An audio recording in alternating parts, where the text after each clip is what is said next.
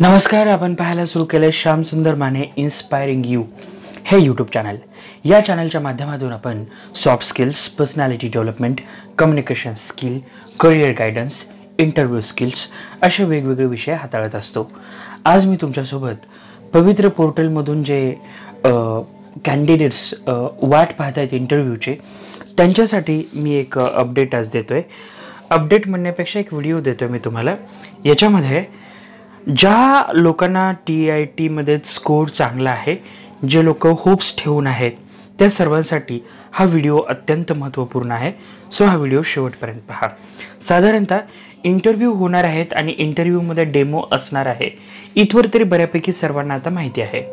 बऱ्यापैकी मी पाठीमागे 1-2 व्हिडिओ दिले होते, ज्याच्यामध्ये मी डेमो कसा द्यावा या संदर्भात 1-2 व्हिडिओ, 2-3 व्हिडिओ बनवलेले आहेत. त्याला आपण खूप चांगला प्रतिसाद दिला, त्याबद्दल सर्वप्रथम आपले आभार. त्यानंतर इंटरव्ह्यू कसा द्यावा याच्या संदर्भात साधारणतः 13 व्हिडिओज माझ्या आहेत.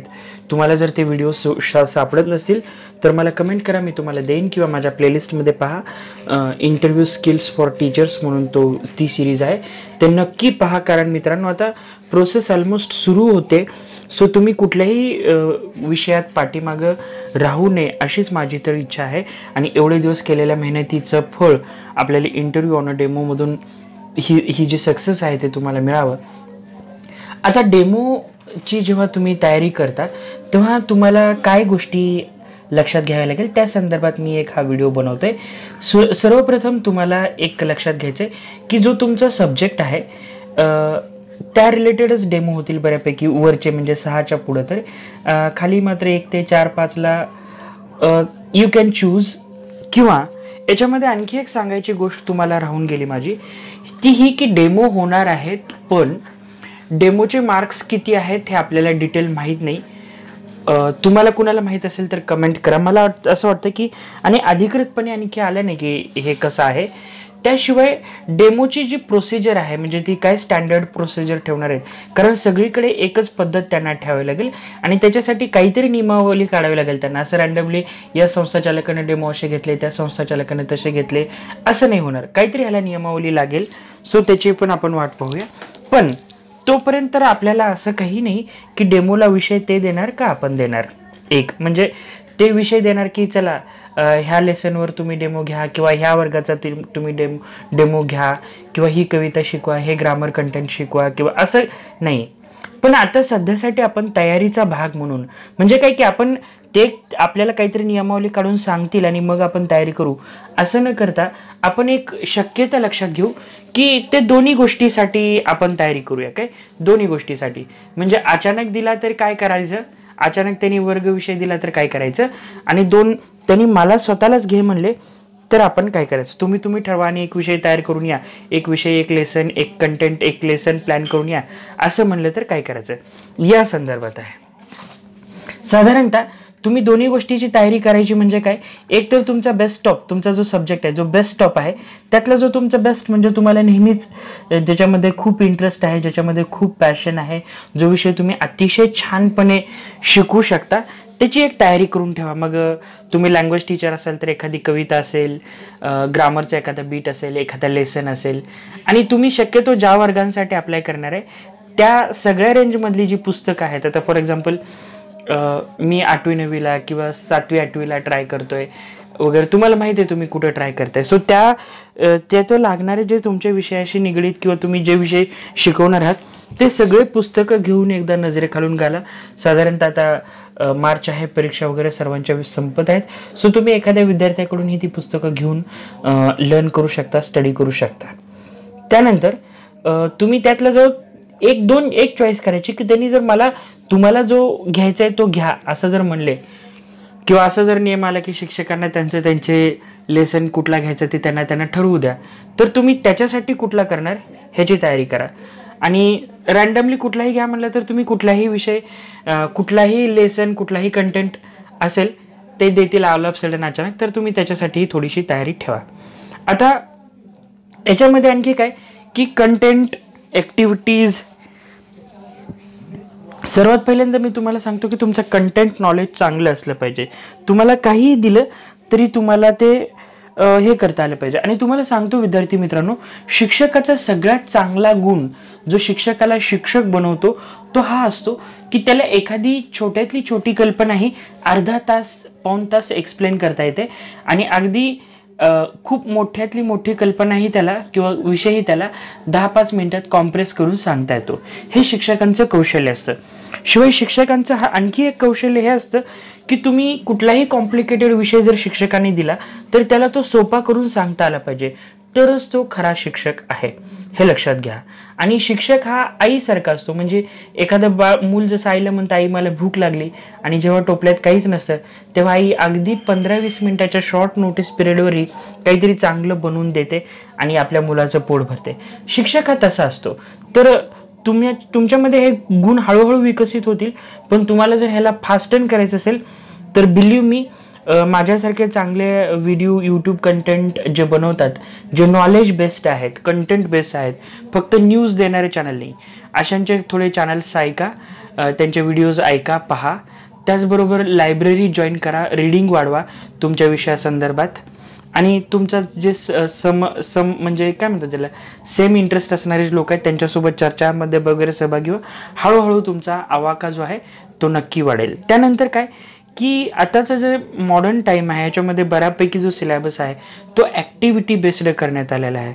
सो तुम्ही स्वतःसुद्धा थोडंसं प्रिपरेशन करा की ॲक्टिव्हिटी काय घेता येतील आपल्याला, एखादी तरी ॲक्टिव्हिटी घेता येईल का, किंवा त्याला ॲक्टिव्हिटी बेस आहे असं ॲटलिस्ट फील तरी आणता येईल का, याचा थोडासा प्रयत्न करा. तुमच्या विषयासंदर्भात काय काय ॲक्टिव्हिटी असतात त्या थोडंसं प्लॅन करण्याचा प्रयत्न करा. किंवा काही कॉमन ॲक्टिव्हिटी शोधा, जसं की आता काव्य वाचन आहे, फॉलोअप रीडिंग आहे, किंवा solve this, attempt this, word.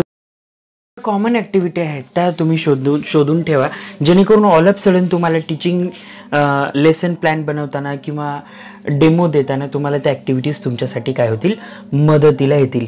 तुमच्या डोक्यात काही कल्पना असतील ॲक्टिव्हिटी संदर्भात तर खाली कमेंट नक्की करा. त्यानंतर तुमचं सेशन थोडंसं इंटरॅक्टिव्ह करण्याचा प्रयत्न करा. म्हणजे आता ही जुनी पद्धत झाली फार की लेक्चर मेथड वापरायची, आणि साधारणतः 8वी 9वी 10वीपर्यंत सुद्धा लेक्चर मेथड विद्यार्थ्यांना बोर वाटते. लेक्चर मेथड म्हणजे काय की शिक्षक समोर येतोय, एक लेक्चर देतोय आणि विद्यार्थी ऐकतात. विद्यार्थ्यांना थोडं फक्त ऐकायला बोर वाटतं, म्हणून थोडंसं सेशन इंटरॅक्टिव्ह करायचं आहे. आता इंटरॅक्टिव्ह करायचं आहे म्हणजे काय तर विद्यार्थ्यांना थोडं बोलतं करायचं आहे, किंवा कधी कधी विद्यार्थ्यांकडून फक्त होकार घ्यायचं आहे. जसं की तुम्ही काही इंटरॅक्टिव्ह स्पीकर असतात, जसं की बराक ओबामा आहेत, नरेंद्र मोदी आहेत, आणखी बरेच सारे स्पीकर्स आहेत जे संभाषण करताना किंवा व्याख्यान देताना मध्येच प्रेक्षकांना एखादा दुसरा प्रश्न विचारून त्यांना थोडं पार्टिसिपेट करून घेतात. सो तुम्ही तुमचा डेमो इंटरॅक्टिव्ह जरी केला, म्हणजे तुम्ही आता इंटरॅक्टिव्ह करायचं म्हणजे काय, तुम्ही वर्गात गेला की मुलांशी थोडंसं कनेक्ट व्हा. जसं की आता तुम्ही वर्गात गेलात, गुड मॉर्निंग एव्हरीवन असं म्हणलात, आणि विद्यार्थ्यांनी समजा नाही तेवढ्या एनर्जेटिकली गुड मॉर्निंग केलं, तर तुम्ही त्यांना अपील करू शकता, अरे गुड मॉर्निंग म्हणलं मी, जेवण नाही केलं का तुम्ही, असं म्हणून तुम्ही थोडंसं त्यांना आणखी इन्व्हॉल्व करून परत तिथं good morning say it again असं म्हणून, म्हणजे काय थोडीशी तुमच्यानी त्यांची फ्रिक्वेन्सी मॅच होईल. किंवा तुम्हाला तारीख माहीत असली तरी so what's the date today guys, आज काय तारीख आहे, आणि नाही आली की मग सगळ्यांनी एक साथ वगैरे उभा करून असं थोडंसं इंटरॅक्टिव्ह करण्याचा नक्की प्रयत्न करा. म्हणजे थोडंसं बोलण्याचा, त्यांना बोलायला लावण्याचा प्रयत्न करा. त्यानंतर तुम्ही जो आता तुम्हाला जर तुमचा फेवरेट एक डेमो प्लॅन तयार करायचा आणि एक जो आहे तो जर आपल्याला आपला फेवरेट नाही घ्यायला सांगितलं तर त्यांनी जे सांगतात ते, तर आता आपला फेवरेट जर करायचं असेल तर तुम्ही असेसमेंटसाठी तुमच्या लेसन प्लॅनवर किमान एक 4-5 प्रश्न तरी तुमच्याकडे असावे तुमच्या फेवरेट कंटेंटबद्दल किंवा ह्याच्याबद्दल की जे तुम्हाला विद्यार्थ्याला विचारायचे आहेत. म्हणजे लेसन तुम्ही घेताय, डेमो घेताय, तर त्याचं मूल्यमापन कसं होणार, म्हणजे तुम्ही जे शिकवलात ते कसं शिकवलं हे तुमच्या स्वतःसाठी, की तुम्ही शिकवलेले विद्यार्थ्यांना कितपत कळालं, ह्याच्यासाठी काही असेसमेंट क्वेश्चन्स रेडी करून ठेवा. आणि त्यानंतर मग बाकीच्या डेमोच्या गोष्टी ज्या आहेत त्या बऱ्यापैकी तुम्हाला माहीत आहे, जसं की मिशन स्टेटमेंट असतं, ऑब्जेक्टिव्ह असतं, टीचिंग मेथड असतं, लर्निंग आउटकम असतं, टीचिंग मेथडॉलॉजी असतं, टीचिंग एड्स असतात, बोर्ड रायटिंग असतं, BB writing, black board writing आपण ज्याला म्हणतो.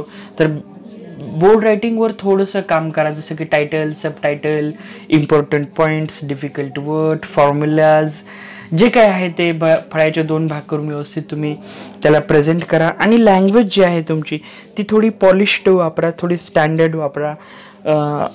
तुम्ही इंग्लिश मिक्स करून वापरलं तरी चालेल.